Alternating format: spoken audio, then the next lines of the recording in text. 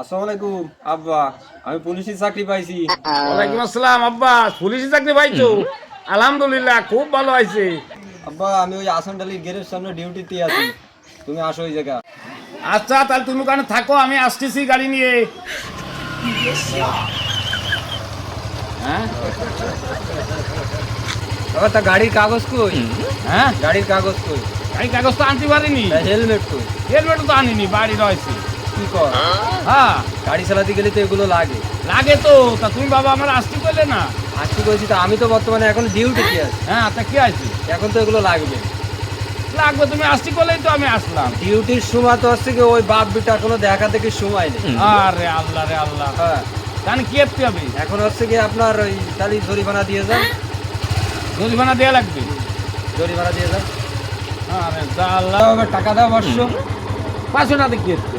ওই জরিমানা। কি হেলমেট আনেননি, কাগজ আনেননি। আরে বাবা, তুই এখন তো সোয়াল আমি না। সোয়াল তো এখন ডিউটির সময় কোনো সোয়ালে কাজ হবে না।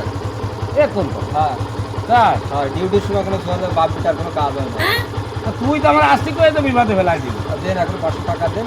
আরে আল্লাহ রে আল্লাহ, কোন দুনিয়া যে মরিছি। ये सब क्या देखना नाउ। पड़ रहा है। अच्छा है मैं अंधा हूँ। যান, এরপর হচ্ছে রাস্তাঘাটে বেরোলি হেলমেট আর কাগজ হাতে করে নিয়ে বেরোবেন, তাকে সোয়াল হোক আর বাপ হোক। হ্যাঁ, জি।